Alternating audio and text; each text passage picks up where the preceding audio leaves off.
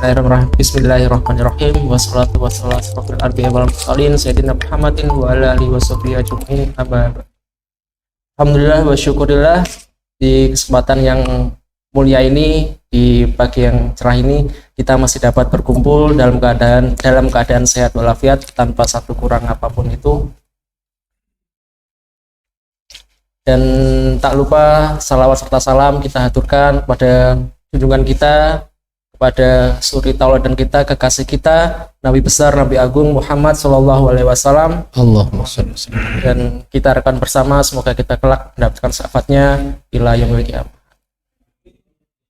Baik teman-teman, seperti minggu-minggu biasanya di hari Selasa ada kajian rutin untuk internal di BMH Kediri. Di Selasa ini 27 September kita kedatangan guru kita, Ustadz kita, Ustadz Ahmad Fanani Sumali. Selamat datang Ustadz. Sehat ya? Alhamdulillah. Untuk agenda pagi ini, yang pertama pembacaan ayat suci Al-Quran oleh Mas Eko. Lalu nanti untuk acara selanjutnya disambung oleh untuk sharing ilmu. Semoga kita dapat mengambil ibroh dari apa yang disampaikan beliau nanti. Baik, usah panjang lebar, langsung saja saya persilahkan waktu dan tempat untuk Mas Eko.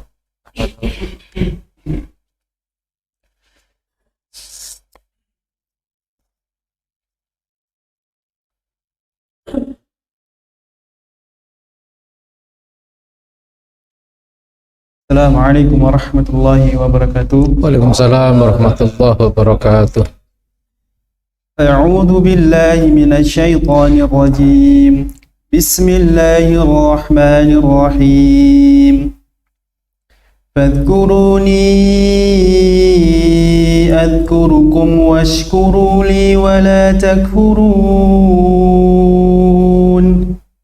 Ya ayyuhalladzina amanu ista'inu bis-sabri was-salah.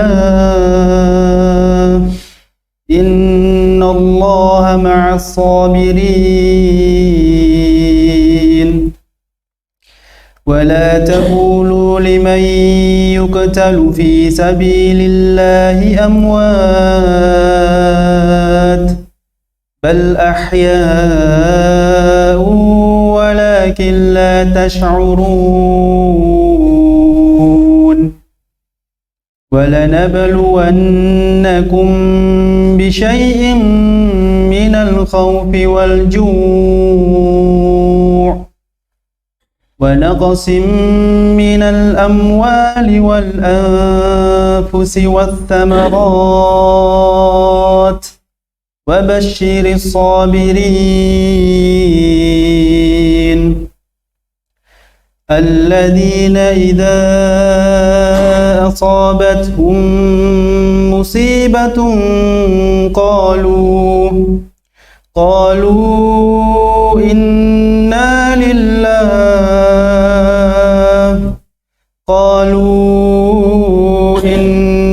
لله وإنا إليه راجعون.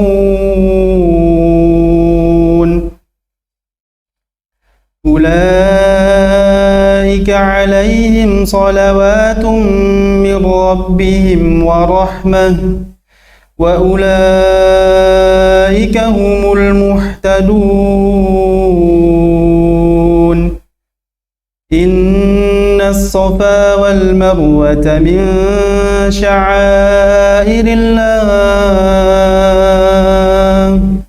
فمن حج البيت أو اعتمر فلا جناح عليه أن يطوف بهما، ومن تطوع خيرا فإن الله شاكر عليم. إن الذين يكتمون ما أنزلنا من البينات والهدى من بعد بعد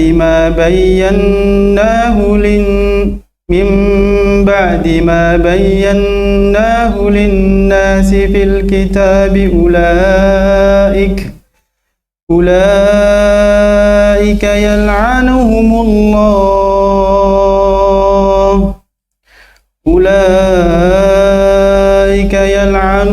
الله ويلعنهم اللاعنون إلا الذين تابوا وأصلحوا وبينوا فأولئك أتوب عليهم وأنا التواب الرحيم إن الذين كفروا وماتوا وهم كفار أولئك عليهم لعنة الله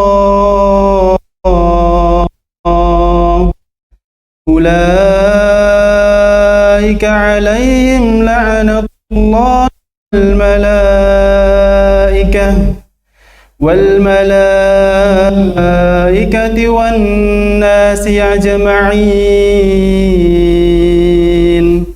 خالدين فيها لا يخفف عنهم العذاب ولا هم ينظرون وإلهكم إله واحد لا إله إلا هو الرحمن الرحيم صدق الله العظيم. السلام عليكم ورحمة الله وبركاته. السلام ورحمة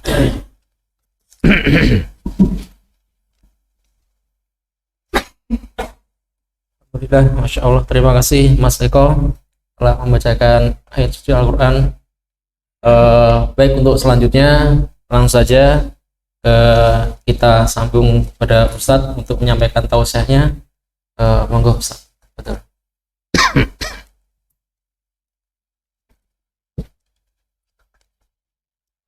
Bismillahirrahmanirrahim. Assalamualaikum warahmatullahi wabarakatuh.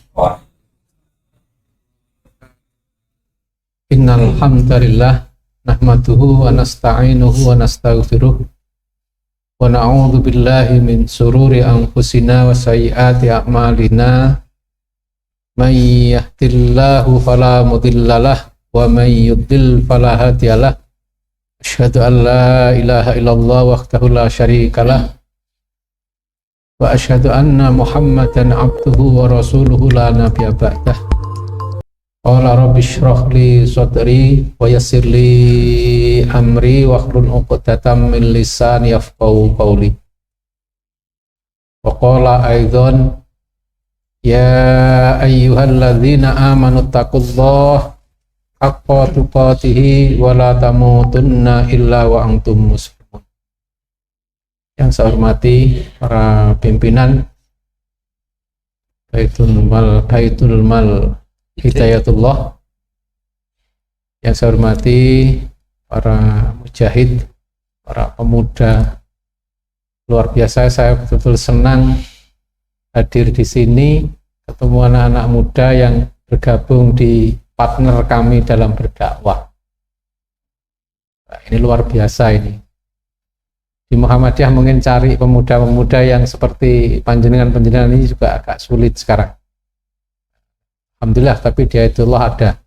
Ini banyak, dan saya senang sekali. Kami sudah lama berpartner dengan Hidayatullah sejak mungkin 6-7 tahun yang lalu. Ketika anak saya menempuh pendidikan pondok pesantren di Darul Madinah, Madiun. Alhamdulillah, saya senang sekali selama ini, dan saya akrab dengan Ustadz Basori almarhum. Beliau juga melihat di Muhammadiyah ada rumah sakit, beliau ingin belajar tentang rumah sakit. Saya juga demikian, ketika saya hadir di pondok, saya juga pengen belajar tentang pondok.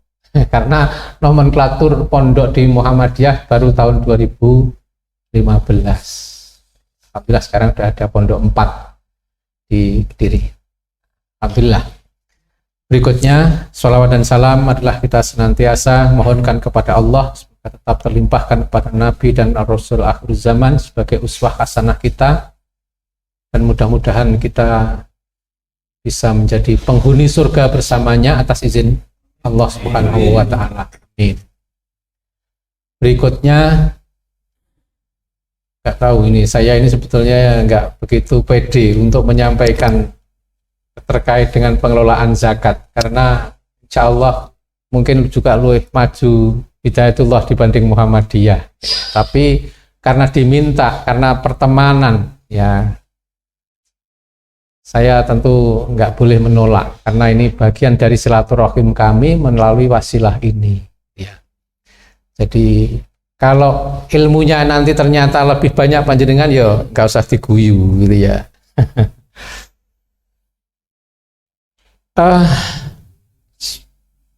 Perkenalkan terlebih dahulu, nama saya Ahmad Fanani Sumali, saya tinggal di Ngasem. Kalau asli saya Nganjuk, saya di Kediri itu sejak 1989. Iya, 89. Coba saya dibantu ini, saya agak jadul ini untuk memindahkan ini gimana nih? Mana tadi? Ini ya, bukan ini ya. Oh iya, oke. Saya dulu kalau sekarang namanya Kementerian Dalam Negeri, kalau dulu namanya Departemen Dalam Negeri. Saya di Departemen Dalam Negeri di Ditjen Sospol selama kurang lebih 6 tahun. Sejak 82 saya di sana, 89 saya pindah di Kediri. Istri saya Kediri, tapi Kediri paling selatan, sehingga saya pindah di dekatnya Pemda di Ngasem itu karena ngambil jarak tengah-tengah antara mertua, dan saya dulu kos di situ menjadi kontraktor itu selama 3 tahun. Kontraktor, tukang kontrak maksudnya, kontrak rumah. Sehingga ke selatan 30 kilo, ke utara juga 30 kilo. Kalau saya pindah di Nganjuk, itu ke tempat ibu saya 20 kilo, tapi ke tempat mertua saya 60 kilo, sehingga rasanya nggak adil. Maka saya pindah minta di Kediri, tengah-tengah. Alhamdulillah Allah berikan takdirnya demikian. Setelah itu saya di Pemkab selama kurang lebih sampai dengan 2011, usia 51 saya minta pensiun dini. Jenuh rasanya di Pemkab, dan dinamika pemerintahan juga seperti itu. Rasanya seandainya perang itu sudah, ya selebih baik saya menghindar sedikit saja, saya perang untuk mengambil jalan yang lain. Gak nyaman rasanya kalau saya terus-terusan di situ, karena saya sudah di Perserikatan Muhammadiyah mulai sekretaris 5 tahun, di hasil musda yang pertama saya ketua sampai dengan 2 periode ini, tambahan 2 tahun lagi karena pandemi ini. Oke, saya lanjutkan. Memang amal usaha Muhammadiyah salah satu diantaranya adalah, kalau di Muhammadiyah itu namanya amal usaha amal usaha Muhammadiyah. Kalau di sini mungkin Baitul Mal itu ya. Salah satunya adalah Lazis, pengelolaan zakat. Lazis insya Allah resmi, tidak ubahnya juga dengan Baitul Mal Hidayatullah atau BMH. Kami memang melakukan beberapa kali pembenahan terkait dengan SDM yang ada di Lazis, tetapi kami tidak akan panjang lebar untuk mengungkap kaitan dengan lazisnya Muhammadiyah, tetapi paling tidak pengelolaan zakat ini didasarkan pada minimal gitu ya, ada di 24 ayat, itu landasannya, di 13 surat dalam Al-Quran, minimal itu yang saya ketahui. Dan wajibnya zakat, karena senantiasa diiringi dengan wajibnya sholat atau menunaikan sholat, maka wajibnya juga sejajar karena hablum minallah wa hablum minan nas. Ibadah itu kan dua, itu harus seimbang. Nggak boleh tidak. Kalau kita hablum minallah saja tetapi hablum minan nasnya kita kurang, ya sudah barang tentu ada penilaian tersendiri di hadapan Allah Subhanahu wa ta'ala. Dan kami nggak akan mengungkap ayat ini sekian banyak, nanti mungkin yang banyak mungkin kita diskusi. Saya tidak bermaksud menggurui kepada panjenengan semua, saya yakin panjenengan lebih paham dan bahkan mungkin termasuk indikator pemetaan potensi zakat ini dengan lebih up to date lagi ya. Tapi ini setidaknya untuk gambaran kita bahwa kita ini masih punya peluang yang luar biasa. Jadi indikator pemetaan potensi zakat per tahun 2009 tercatat potensi zakat Indonesia itu 233,8 triliun. Kalau yang ini saja, iya mungkin, tapi begitu kita lihat di sini di 2020 menyebutkan potensi zakat Indonesia pada tahun 2020 mencapai 320, itu masih dalam hal potensinya. Potensi terbesar tahun 2020 adalah zakat perusahaan 140, kalau melihat ini 144,5 triliun, zakat penghasilan dan jasa 139,7 triliun, zakat uang 58, zakat pertanian 19,79, zakat peternakan 9,52. Pada tahun 2020 yang dihimpun oleh ZIS yang tidak melalui organisasi pengelola zakat resmi tercatat sekitar baru ini 61 triliun. Ini riset gabungan Basnas dengan berbagai lembaga, itu yang resmi. Dari 233 tadi, ini yang bisa terhimpun. Tahun 2019, penghimpunan ZIS melalui organisasi pengelola zakat resmi baru 10, ini yang resmi. Berarti potensi 327,6 yang terhimpun baru 71,4 triliun atau sekitar baru 21%. Maka tepat kiranya kita ini harus bersungguh-sungguh dalam menggapai ini, karena ini jangan dianggap kita jangan diniati semata-mata kita akan mencapai uangnya, tetapi bagaimana kita ini wa ta'awanu 'alal birri wa taqwanya, gitu ya. Ini ya harus diniatkan di situnya, jangan ngejar karena rupiah, karena nominalnya. Keliru nanti, kecewa nanti kalau itu yang akan kita capai semata. Kecewa. Tapi bagaimana wa ta'awanu 'alal birri wa taqwanya, tolong menolong dalam hal kebaikan dan ketakwaannya. Harus landasannya harus itu, nggak boleh tidak.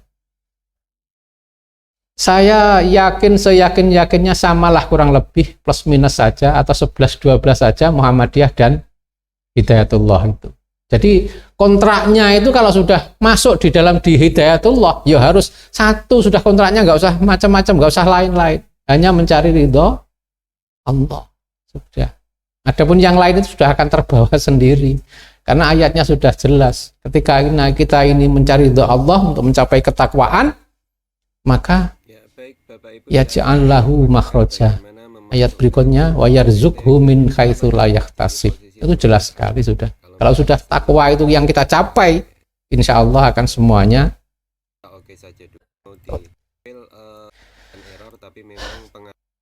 Data potensi Lazidmus Jawa Timur ini atau kami tarik di sini 2019 sampai 2021 sekian ini penerimaan Lazidmus. Nggak tahu saya kalau yang Hidayatullah seperti apa. Nah, ya. Optimalisasi penggunaan SIM keuangan, laporan keuangan yang ini sudah teraudit, insya Allah Hidayah juga kurang lebih seperti itu. Ini dinamika pentasarufan zakat yang ada di Lazismu Kediri kurang lebih seperti ini. 2020 153 juta, 2021 per apa itu baru ini kami belum update lagi. Ini dinamika zakat yang dilaksanakan oleh Lazismu Kediri. Bapak Saudara sekalian, panjenengan ini adalah apa ya? Ujung tombak di dalam rangka yaitu tadi yang diawali dengan ta'awun wa ta'awanu 'alal birri wa taqwa. Yang wasilahnya adalah melalui zakat, infak, dan sedekah. Yang harusnya yang perlu diperbesar lagi adalah di potensi-potensi infaknya. Belum lagi yang wakaf produktif. Ya, ini menarik ini kalau wakaf produktif ini kita kalau mau galakkan lagi insya Allah itu jauh lebih besar. Cuman karena belum begitu optimal sosialisasinya atau syiarnya, maka itu belum banyak tergali di masing-masing organisasi kemasyarakatan keagamaan. Ya. Intinya bahwa kalian mumpung masih muda ini harus bersungguh-sungguh, harus ditekuni, harus disunggui, karena memang begitu. Ayatnya kan demikian atau hadisnya paling tidak itu kan menjada wajada. Kalau kalian itu bersungguh-sungguh di dalam menempuh amanah yang dibebankan kepada kita, insya Allah itu akan bisa lebih optimal lagi. Lebih-lebih kalau hidayatullah insya Allah itu belum terlalu banyak jenis atau macam usahanya, macam amal usahanya, insya Allah bisa jauh lebih fokus dibanding Muhammadiyah. Kalau hidayatullah yang terlihat itu kan baru pondok pesantren atau pendidikan, terus BMH-nya ini Baitul Mal Hidayatullahnya kan belum terlalu banyak. Rumah sakit juga insya Allah juga belum punya. Tapi Muhammadiyah ini karena saking banyaknya sehingga nggak bisa fokus untuk Lazismu, insya Allah masih kalah jauh insya Allah dibanding Hidayatullah insya Allah. Nanti mungkin bisa digambarkan Hidayatullah sejauh mana untuk mempertahankan bagaimana agar legalitas sebagai Baitul Mal Hidayatullahnya ini bisa bertahan dengan kuat sehingga nanti bisa jauh lebih bisa maju lagi. Karena potensinya tadi kalau melihat seperti itu 233 triliun sampai 327 triliun, tapi yang tergali baru sekian, hanya 2%, nah, sekian itu kan ya bagaimana kita nggak lebih harus semangat untuk mencapai itu. Ya. Maka kuncinya yaitu tadi, yang penting panjenengan harus bersungguh-sungguh fokus sejauh mana kita ini mengilmuni, karena jelas kalau kita ini tidak diilmuni dengan benar, ya tentu kita akan bisa tertinggal oleh yang lain. Yang penting lagi juga kita ini harus pandai-pandai membuat program. Harus pandai-pandai untuk asesmen.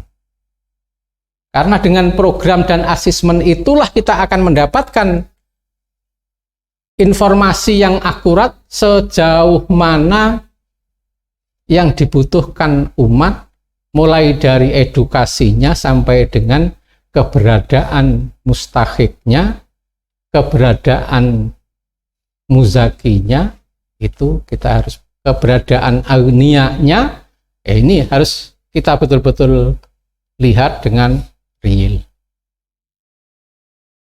Umat ini akan melihat bukti, tadi sudah saya singgung kepada Ustadz Fauzan. Ya, Ustadz Fauzan di sebelah tadi, mengapa Hidayatullah cepat berkembangnya? Itu karena memang bukti. Masyarakat ini butuh kepercayaan. Ketika kita diberi amanah misalnya tanah wakaf, lantas kita buktikan, kita wujudkan sejauh mana kemanfaatannya daripada wakaf tersebut, itu insya Allah masyarakat itu tidak banyak bicara, tetapi mungkin juga akan melihat sejauh mana perkembangannya, sejauh mana kiprahnya, sejauh mana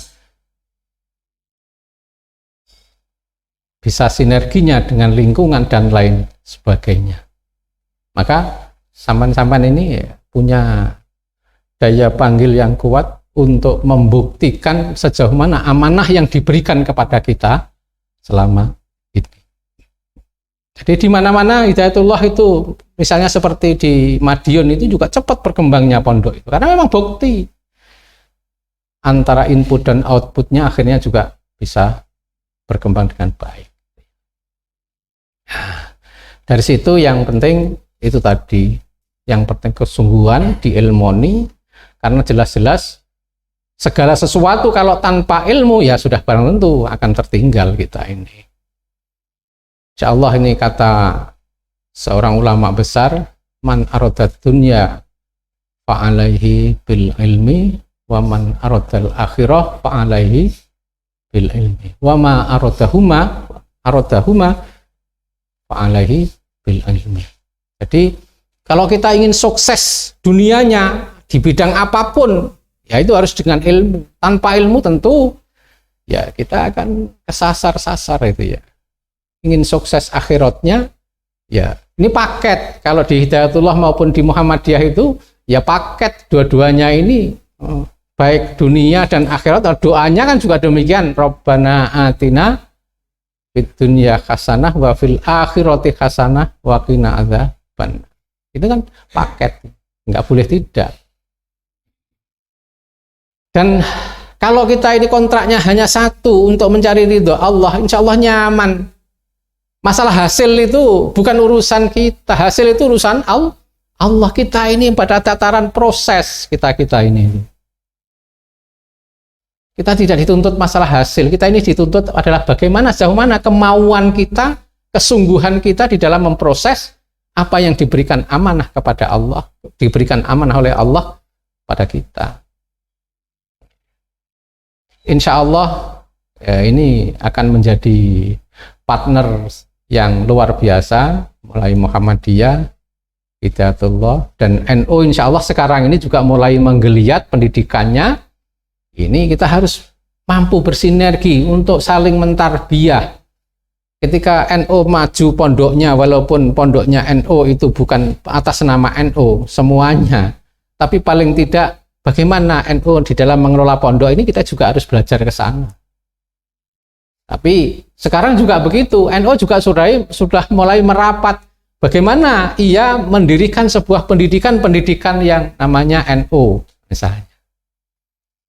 Itu kan ada, kita harus bersinergi terus, harus kita sambung ukhuwah ini, dan ini menjadi program besar sebuah organisasi kemasyarakatan, keagamaan. Kalau ada perbedaan di sana sini itu jangan sampai diperuncing, tetapi bagaimana ini kita ini langsung terus tetap mau belajar sama-sama untuk mengarah kepada kebaikan. Karena memang targetnya Yahudi itu kan bagaimana Islam ini berpecah-pecah seperti yang kondisi sekarang ini sudah potensi perpecahannya luar biasa gitu ya. Tetapi kita ini yang berada di Muhammadiyah maupun di Hidayatullah ini harusnya jangan sampai terpancing untuk mengarah kepada perpecahan. Nanti tujuan malah nggak akan tercapai gitu ya. Jadi sekali lagi, kesungguhan, keistiqomahan ini harus terus kita pupuk ya. Tadi apalagi dari Ustadz Fauzan tadi menginformasikan ada kajian setiap hari Selasa, ini luar biasa. Ini berarti kan keilmuannya gitu ya. Keilmuannya ya, tidak menutup kemungkinan kami nanti juga di Lazismu akan mengundang Hidayatullah untuk memberikan wawasan tentang bagaimana pengelolaan zakat ini yang baik gitu. Tidak menutup kemungkinan seperti itu. Kami memang tapi belum punya SDM yang banyak seperti di BMH untuk Lazismunya, karena namanya KLL, Kantor Layanan Lazis, kami ini masih terus tambal sulam sehingga belum ada yang begitu kuat, baik mulai di kecamatan-kecamatan maupun yang ada di kabupaten, maupun juga di amal-amal usaha. Sudah ada terbentuk KLL, Kantor Layanan Lazis, tetapi tampaknya belum sekuat di Hidayatullah.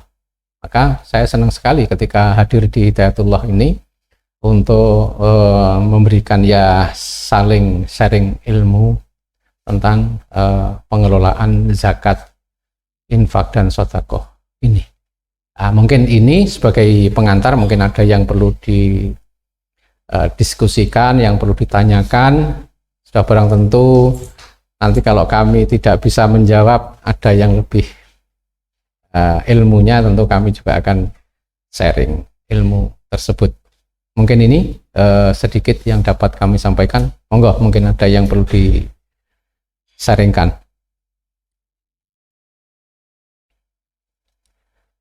Ada? Mungkin moderator? Sharing ilmu dan wawasannya. Monggo mungkin disambung untuk pertanyaan bisa disampaikan. Iya. Waalaikumsalam warahmatullahi wabarakatuh.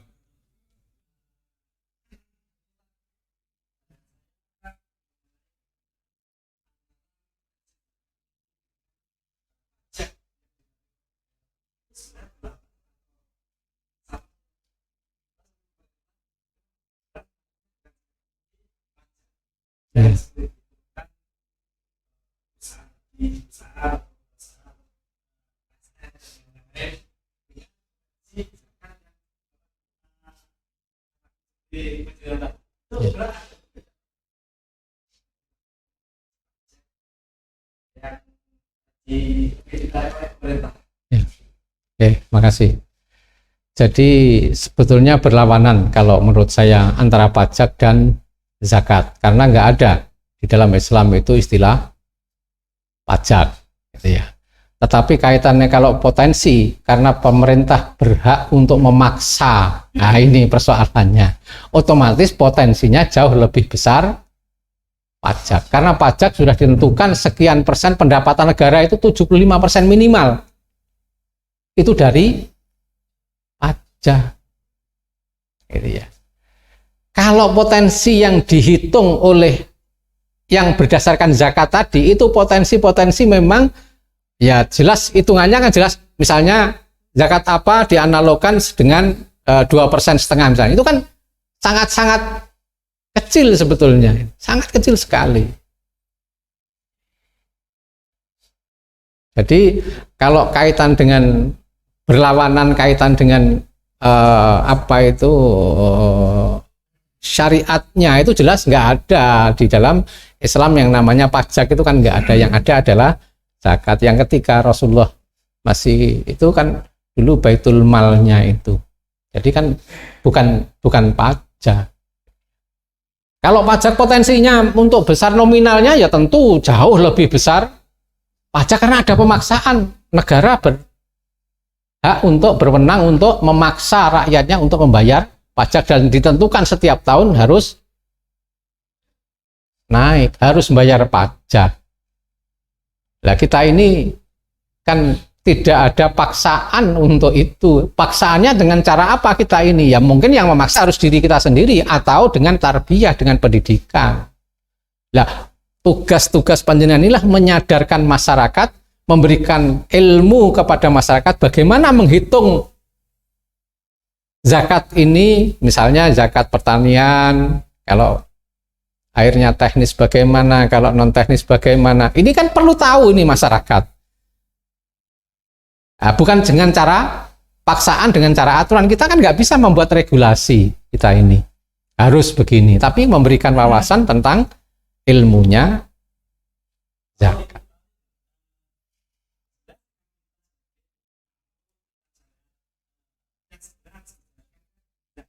Iya, iya. Sikap kita, iya, iya,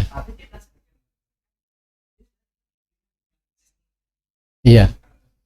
Ya sekali lagi ini memang yo gampang-gampang sulit, gampang-gampang sulit. Ya intinya kalau saya yo ngaji, diajak ngaji tentang zakat, tanpa kita memberikan wawasan tentang zakat, mereka nggak akan sadar. Ya kita ini berbedaan, kita ini mereka memahami zakat itu kadang-kadang itu kan tidak diserahkan kepada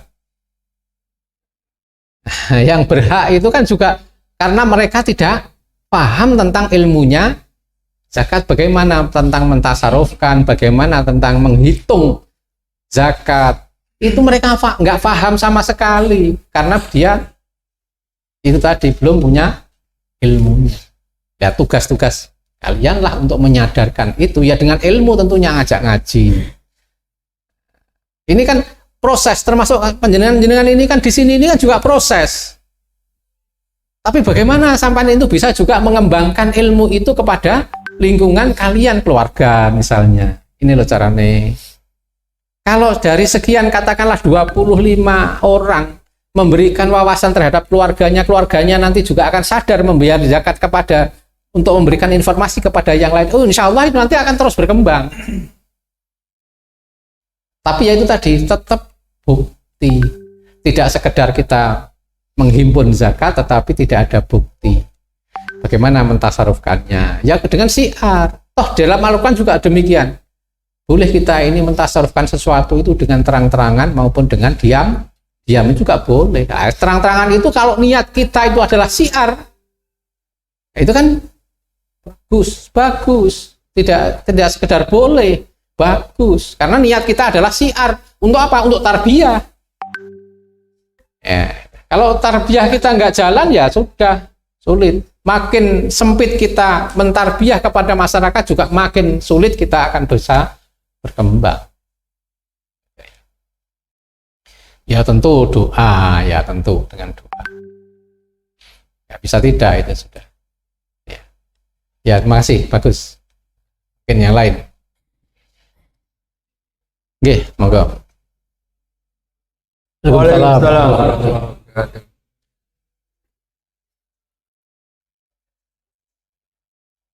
Ya. Oke.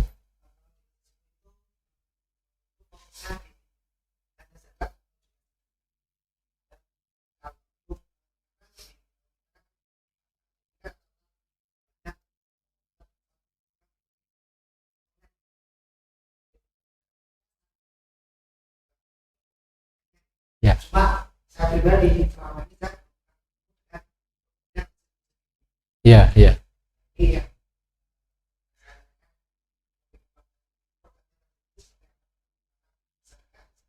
Oke, makasih. Jadi lazis itu kalau yang kami instruksikan dari PDM itu diantaranya banyak-banyak untuk ya melihat. Contoh tadi yang saya sebutkan di sini ada apa itu bedah rumah, gitu ya. Jadi lihat warga kita itu yang memang kondisinya itu ada kriterianya, diantaranya ketika ada dari IAIN yang untuk apa itu namanya PKL atau apa namanya itu, saya ajari untuk asesmen ke lapangan, mencari mustahik dulu, jangan mencari muzakinya dulu, tapi mencari mustahiknya dulu. Ketika kita tahu mustahik, misalnya kriterianya janda, tua atau duda, tua, nggak punya keluarga, itu kriteria yang pertama. Nah, lantas itu juga tentu teknisnya tidak terlepas dengan koordinasi dengan RT, RW, desa, dan lain sebagainya. Setelah mendapatkan itu, ternyata orang itu sangat-sangat membutuhkan untuk dibantu dari lazis, otomatis ini nanti ada dua sasarannya untuk agniahnya, mungkin sedekahnya. Kalau ia pemahaman tentang zakatnya belum begitu seperti yang kita pertanyakan tadi, tentu sedekahnya yang kita garap. Kita berikan informasi bahwa di kampung panjenengan, di RT panjenengan ada yang ini, apakah panjenengan berkeinginan untuk membantu yang bersangkutan dan lain sebagainya. Dan itu pun tantangannya berat kalau Muhammadiyah yang turun, karena memang lihatnya langsung oh Muhammadiyah. Ya, apalagi juga Hidayatullah ketika dipapar itu juga ada tantangan juga. Oh Wahabi. Jadi nggak usah kaget, nggak usah kaget. Itu jangan sebagai penghalang. Keliru sampean kalau menganggap itu penghalang. Itu tantangan. Bagaimana sampean harus belajar lagi. Untuk apa? Ya untuk memberikan tarbiyah kepada mereka. Mereka itu mengatakan Wahabi itu belum tentu tahu tentang Wahabi. Belum tentu. Terus pokoknya harus muni Wahabi wes gitu. Ya, bangun masjidnya nggak oleh, bisa wae dhewe sing bangun. Nah itu kan yo apa? Ya, jadi pengelolaan zakat itu kalau yang pertama kami ajarkan kepada anak-anak itu adalah mustahiknya dulu dicari. Karena ini sasaran, ini program yang pantas kita jual. Dan itu nilainya juga itu tadi, ta'awun itu tadi, wa ta'awanu 'alal birri wa taqwa itu tadi. Kalau ia memang potensi untuk zakat, ia paham tentang zakat, kita arahkan, kita motivasi mereka untuk zakatnya bayar belum dan lain sebagainya. Dan tentu kita asesmen itu harus matang, nggak boleh hanya fokus pada satu, tapi bagaimana ring 1, ring 2-nya itu kita luar biasa. Tiap tahun kita baca mereka berzakat apa belum, apa zakatnya jauh mana, diserahkan kemana dan lain sebagainya, buktinya apa dan lain sebagainya, harus matang. Asesmen ini yang akan menentukan program nanti bisa berhasil atau tidak. Nah, itu ya mungkin kalau belum terjawab dengan baik ya mungkin perlu ada dibantu yang lain, monggo. Atau mungkin kalau di Hidayatullah seperti apa BMH ini?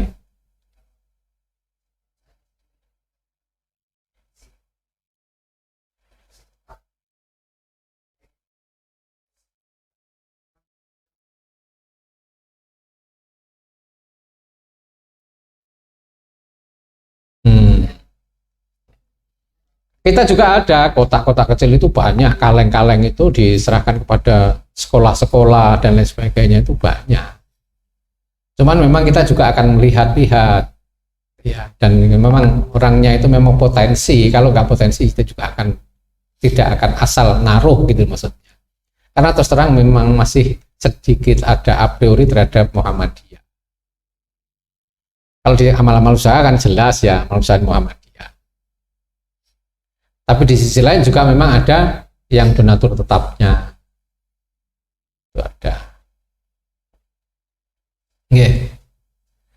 Mungkin yang lain bebas saja ya. Pertanyaannya tentang Muhammadiyah apa tentang apa?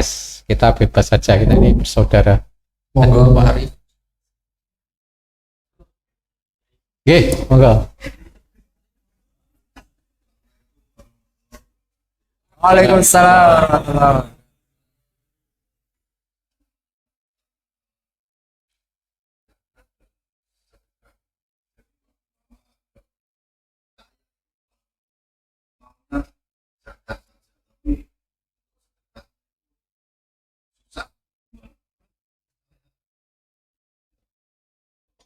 Ya, jadi kalau ia sudah melaksanakan yang wajib, ini memang terus perlu pendekatan kepada yang bersangkutan. Kalau kita ini punya program, punya sasaran bahwa yang bersangkutan nanti juga potensi untuk bersedekah. Bersedekah itu kan ada bersedekah wajib dan bersedekah sunnah ya. Ya, apa kira-kira ya? Memang harus kita cari apa kesenangan beliau atau gambue sompo dia orang agnia ini. Harus kita cari Pak memang. Tanpa kita cari gambue sopo, percayaannya kepada siapa, itu juga sulit kadang-kadang orang. Apalagi sudah a priori terhadap lembaga-lembaga seperti kita. Ya. Jadi banyak yang seperti itu tuh banyak sekali. Maka ya kita harus cari terus. Kita harus adakan pendekatan terus, tawarkan program-program terus. Ada program orang ring 1-nya, ring 2-nya dan lain sebagainya. Ketika Pak Haji Kayat itu masih hidup, itu ya single fighter di beliau. Tapi ketika kita tidak mendekati orang ring 1, ring 2-nya, ya nggak akan kena. Nah, sekarang ini bagaimana tugas kita untuk mendekati ring 1, ring 2-nya Pak Haji Kaya?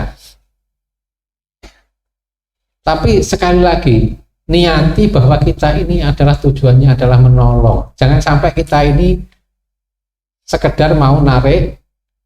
Jangan, sekali lagi jangan. Itu harus tata betul hati kita. Iya betul, jangan. Enggak.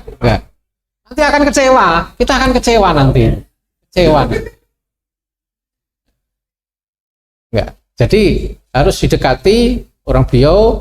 Terus mereka juga tentu punya otoritas untuk menentukan atau tidaknya ia akan mengeluarkan entah atau mentasarufkan itu. Tawarkan program kesenangannya apa mereka, kesenangannya. Program kita kan banyak, bisa saja kita buat program kan, yang penting sasarannya jelas. Misalnya untuk pendidikan atau untuk beasiswa, untuk apa kesenangan beliau kita kan tahu dari informasi dari orang dekatnya dan lain sebagainya. Memang harus kita ini jadi marketing harus pandai-pandai untuk mencari celah.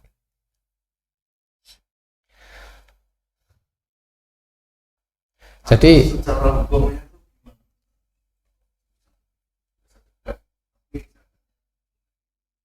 ya sebetulnya kalau kewajibannya sudah, sunnahnya belum, berarti kan sunnah itu kan juga yang akan merugikan mereka sendiri.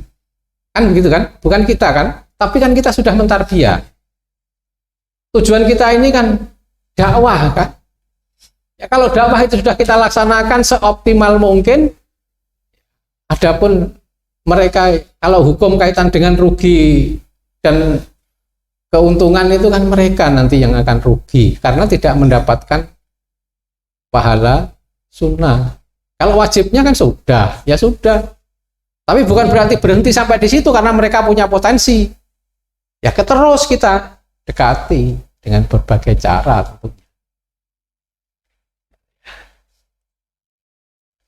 Tanpa itu nggak bisa, harus pendekatan terus.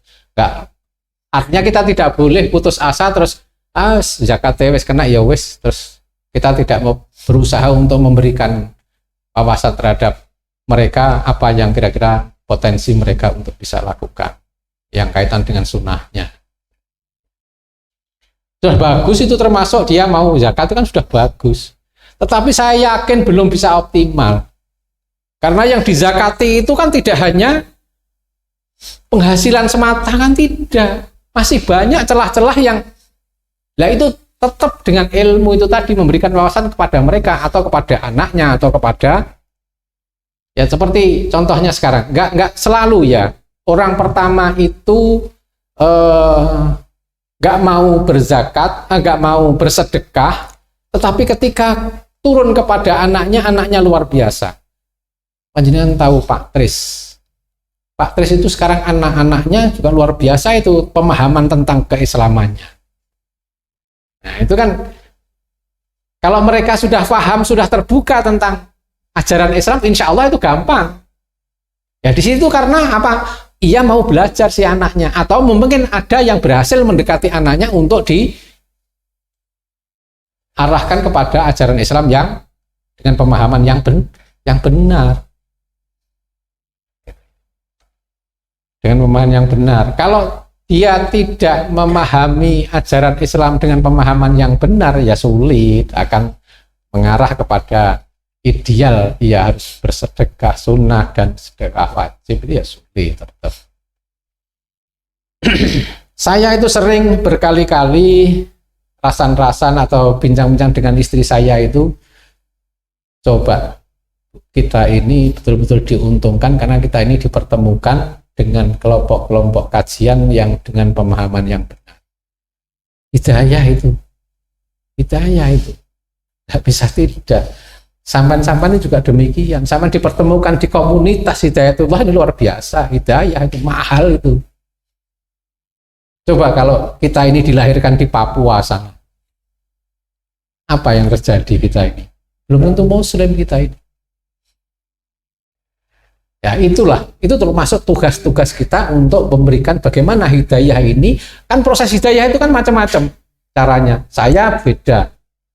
Ustadz ini juga beda proses hidayahnya sehingga bisa menerima ridho dengan pemahaman ajaran Islam dengan pemahaman yang benar. Itu kan butuh proses. Sama dengan kita mau bersedekah, kita mau zakat itu juga tentu butuh proses. Nah, tugas-tugas sampean lah ini bagaimana ya pinter-pintere pendekatan, pinter-pintere untuk dan kadang-kadang juga tidak harus serta-merta dengan dalil semata, tidak. Tawarkan program, tunjukkan ada orang miskin, tunjukkan pada orangnya dan lain sebagainya di video, mungkin di dan lain sebagainya. Ya. Itulah proses hidayah. Oke, terima kasih. Mungkin yang lain. Monggo yang lainnya. Mas Fajar.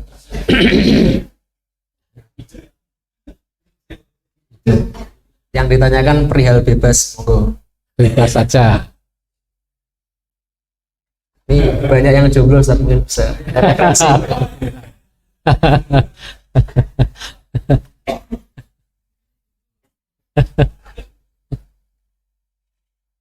Sudah cukup atau ada lagi? Monggo bebas saja.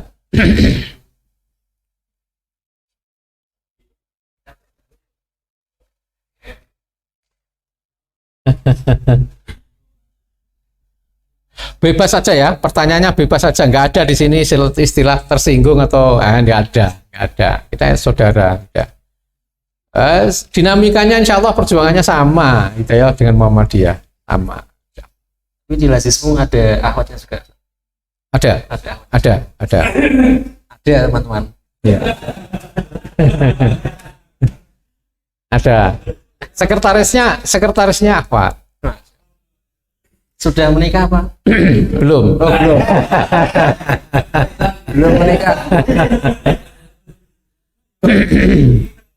Sekretaris Lazismu kami akhwat memang ya, cari SDM yang memang istiqomah mau bersungguh-sungguh itu memang Sinergi, Ustaz.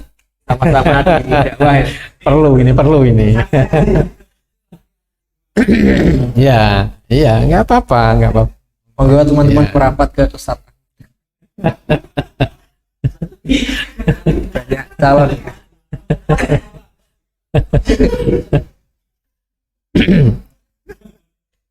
Tapi ya boleh dibilang 95% lagi. Karena banyak yang di lapangan itu tentu laki. Kalau yang tadi saya sebutkan tadi itu akhwat itu hanya standby full timer di kantor.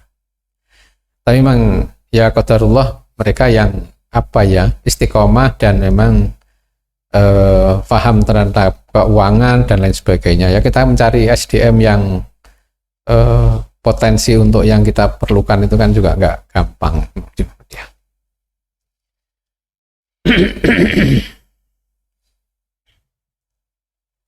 Monggo yang lain.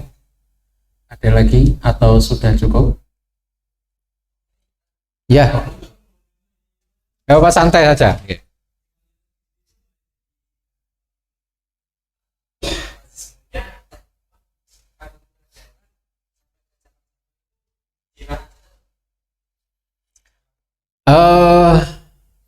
Kalau Muhammadiyahnya apa Lazisnya? Ya, kalau Muhammadiyahnya dari 26 kecamatan pemerintahan ada 25 cabang atau 25 kecamatan yang sudah ada struktural pimpinan cabang Muhammadiyah. Kalau strukturalnya itu mulai pimpinan daerah itu di tingkat kabupaten, pimpinan cabang tingkat kecamatan, kalau tingkat ranting namanya, tingkat desa namanya ranting. Dari 26 kecamatan pemerintahan di Kabupaten Kediri yang sudah ada pimpinan cabang Muhammadiyahnya 25, yang belum satu-satunya di Semen. Tetapi bukan berarti semuanya hidup dengan makmur gitu ya. Seperti di Mojo itu ya hanya beberapa orang saja yang tapi sudah mau berdiri namanya pimpinan cabang Muhammadiyah. Nah, seperti ditarokan juga demikian. Itu ya antara hidup dan kurang hidup. Ya. Kalau yang besar memang dikeras, pare, badas, gurah, adiluwe, itu yang memang basisnya memang banyak di sana. Dan rata-rata yang basisnya banyak Muhammadiyah itu diawali dari panti asuhan. Jadi bukan lembaga yang penghasil, tetapi lembaga yang penghabis, malahan yang makmur itu. Karena apa? Mereka tumbuh dengan semangat untuk menghidupkan amal usaha yang itu tadi. Dan itu menjadi perhatian tidak hanya warga Muhammadiyah, ternyata setelah kita pelajari. Di Ngasem itu juga begitu, hidupnya Muhammadiyah di Ngasem Gampeng itu juga diawali dari panti asuhan. Pemerhatinya apa Muhammadiyah? Bukan, pemerhatinya justru orang luar Muhammadiyah. Maka ini pinter-pinterlah kalian untuk membuat program. Panti asuhan. Iya.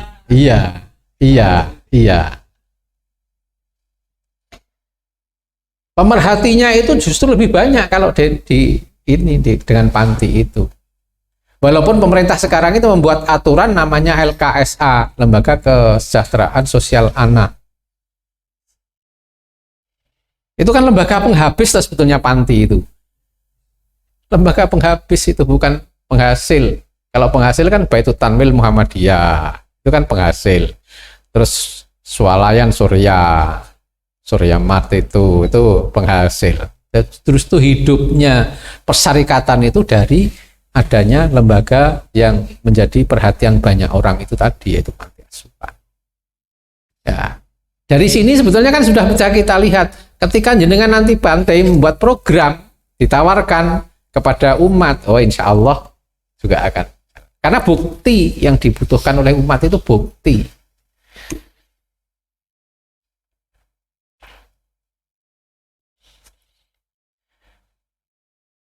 Di panti asuhan sekarang, di Ngasem sekarang berdiri panti asuhan dan pondok pesantren, satu lembaga itu.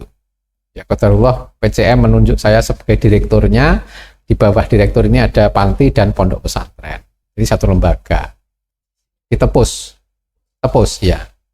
Kalau di kecamatan ya kami tidak hafal yang jenengan tanyakan tadi itu di mana tempatnya. Misalnya kalau kecamatan Pare saya tahu. Basisnya kegiatannya di mana saya tahu, di Keras saya tahu, tapi tidak semua kecamatan saya hafal maksudnya. Di mana saya nggak hafal. Karena kantornya, yang punya kantor itu baru beberapa kecamatan saja yang punya kantor resmi Muhammadiyah. Jadi kantornya yang masih di rumahnya pimpinan cabang. Iya. Dan rapatnya juga tidak selalu di kantor, rapatnya kadang-kadang di mobil ya rapat.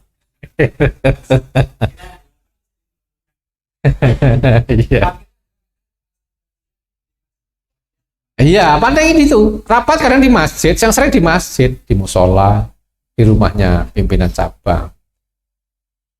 Iya. Loh, bebas, insya Allah bebas ya, bebas.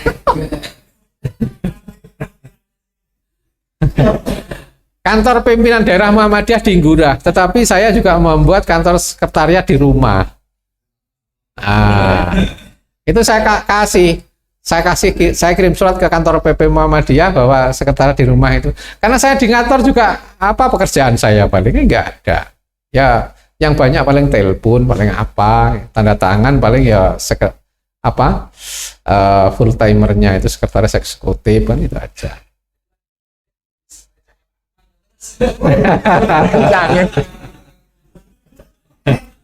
Enggak, insya Allah kalau Hidayatullah sudah familiar di Muhammadiyah, LDI juga familiar. Kami sering ngopi bareng bersama-sama karena kami belum tahu DPD-nya Kediri sudah ada tuh ya DPD-nya. Siapa ketua DPD-nya? Di mana itu tinggalnya? Apa saya sudah pernah kenal belum ya? saya ngopi bareng itu bersama 3 ormas itu. NO, ketua LDI sama saya. Itu saya mulai dari Muhammadiyah yang mulai dulu. Ngopi bareng. Ya ngobrol-ngobrol ringan lah. Karena apa? Ya kami mengurangi konflik kecil-kecil yang di bawah itu. Kalau kita di ujung pimpinan di tingkat kabupaten itu kita sering bertemu, akhirnya juga saya ajak pemudanya. Pemuda LDI saya ajak, pemuda NU juga saya ajak untuk gabung, pemuda Muhammadiyah gabung ngopi bareng. Ya ngobrol-ngobrol ringan saja. Ya, suatu saat nanti akan kami ajak Hidayatullah ngopi bareng. Kebetulan saya juga bakul kopi.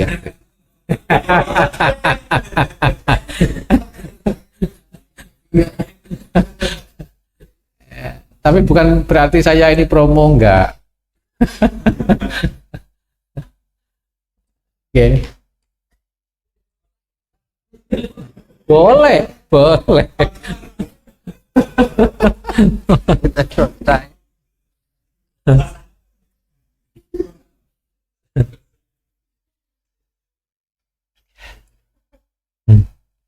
Bakul kopi saya tapi goreng kopi ya yang ada ya hanya karyawan saja kan.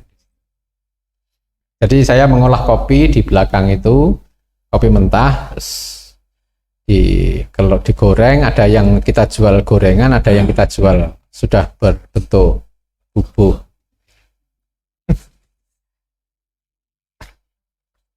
Oke, mungkin ada lagi, silakan.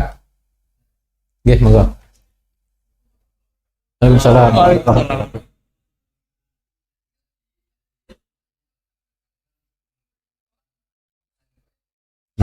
Ya.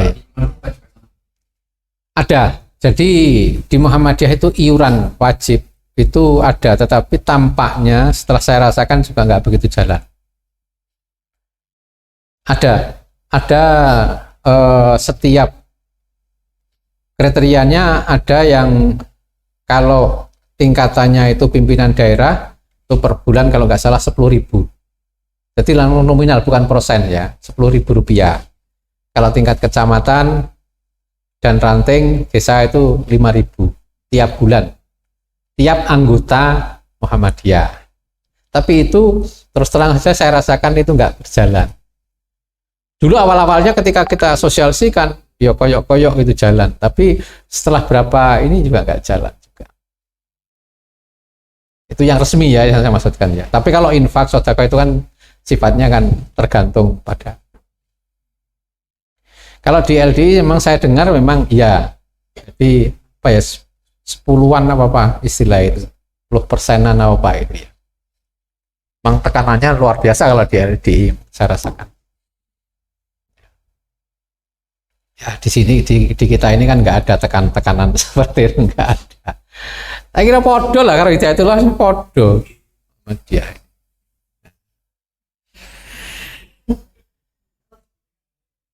Kita di Muhammadiyah nggak ada alat untuk menekan karena memang terus terang saja ya mohon maaf ya di Muhammadiyah itu diberikan betul-betul kebebasan di dalam berpikir memang. Jadi naik ketua Muhammadiyah daerah kok dihujat barang ini biasa.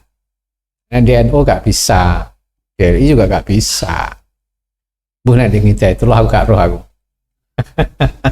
Jadi kalau salah katakanlah begitu maksud saya kasarnya. Kalau salah kita ya tetap salah, nggak akan kita ini.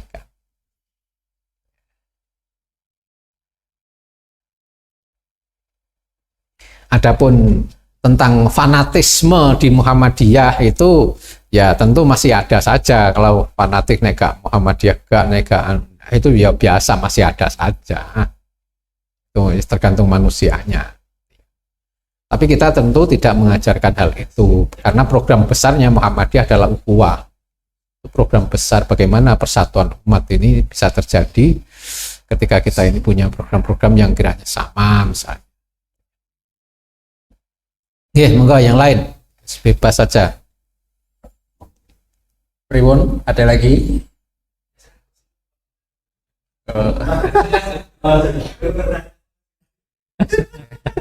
Nanti di balik layar. Mungkin sudah cukup ya teman-teman, atau ada lagi? Sudah ya. karena sudah siang juga. Kita segera beraktivitas di lapangan. Mungkin Ustadz bisa dibantu doa bersama. Monggo. Alhamdulillahirabbil alamin. Allahumma sholli ala Muhammad wa ala ali Muhammad kama shallaita ala Ibrahim wa ala ali Ibrahim wa barik ala Muhammad wa ala ali Muhammad kama barakta ala Ibrahim wa ala ali Ibrahim innaka Hamidum Majid. Rabbana la tuzigh qulubana ba'da idh hadaitana wa hab lana min ladunka rahmah innaka antal wahhab. Rabbana atina min ladunka rahmah wa hayyi' lana min amrina rasyada. Rabbana atmim lana nurana waghfir lana innaka ala kulli syai'in qadir. La ilaha illa anta subhanaka inni kuntu minadh dhalimin. Rabbana hab lana min azwajina wa dhurriyyatina qurrata a'yun waj'alna lil muttaqina imama. Rabbana zalamna anfusana wa illam taghfir lana wa tarhamna lanakunanna minal khasirin. Rabbana atina fid dunya hasanah wa fil akhirati hasanah wa qina adzabannar wa qina adzabannar wa qina adzabannar. Subhana rabbika rabbil izzati amma yasifun. Wassalamun alal mursalin walhamdulillahi rabbil alamin. Oke, terima kasih Ustadz untuk tausiahnya, untuk sharingnya. Kita sudah sampai di ujung acara. Saya sebagai MC mengucapkan terima kasih dan mohon maaf bila mana ada salah kata dalam penyampaian. Mari kita tutup acara kajian Selasa pagi ini dengan bacaan hamdalah dan doa kafaratul majelis. Alhamdulillahirabbil alamin. Subhanakallahumma rabbana bihamdika Allahumma rabbana astaghfiruka wa atubu ilaik. Wassalamualaikum warahmatullahi wabarakatuh. Waalaikumsalam warahmatullahi wabarakatuh. Statement terakhir, jadi saya juga demikian, apabila ada hal-hal yang